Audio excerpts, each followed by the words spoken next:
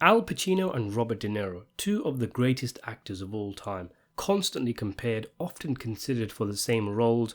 The two of course starred in The Godfather Part 2 as father and son, but never shared screen time as their characters were in different timelines.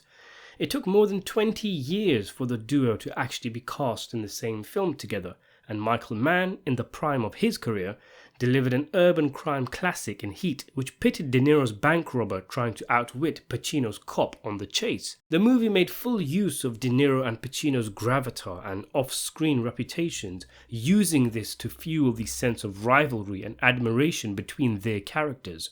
The entire film is pivoted around their relationship. Again, it would be more than 20 years before De Niro and Pacino shared the screen for a final time in Martin Scorsese's gangster film The Irishman, which was a swan song of sorts for the mafia movie genre, also bringing along screen legends like Joe Pesci and Harvey Keitel. I know this movie has its critics, but I think it's a great film, and at the very least it was an opportunity for all these legends to give one last great performance and to interact with each other on screen before they check out. It's not a bad trio of films at all, is it, for Pacino and De Niro to share? The Godfather 2, Heat and The Irishman. But we were all of us deceived, for another movie was made in 2008 by the name of Righteous Kill, starring De Niro and Pacino, as you can see from this poster where it looks like they're posing for a Chanel advert, playing detectives who go after a serial killer who targets criminals and leaves poems at the scene of the crime. Two other detectives begin to suspect that the loudmouth De Niro is actually the killer and try to go about proving it.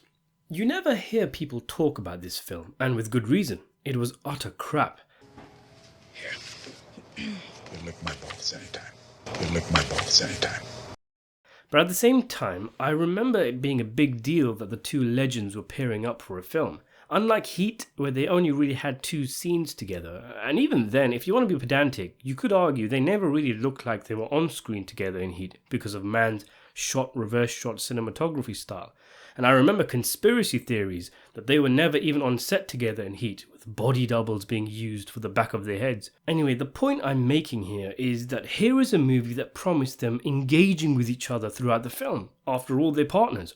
And it was a mouth-watering prospect to envisage these two acting powerhouses bulldoze their way through a film together.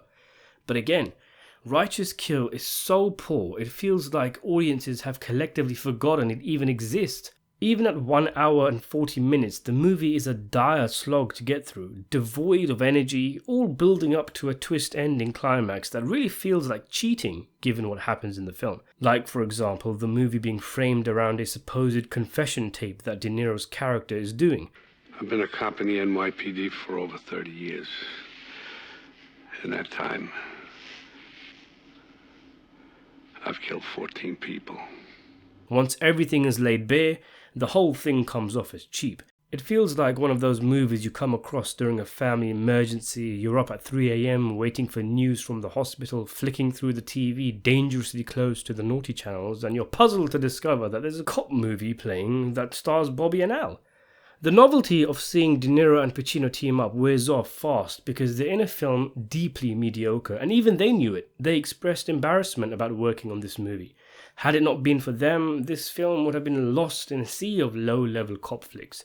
The only reason we're talking about it is because they're in it, and truth be told, it's not horrendously bad.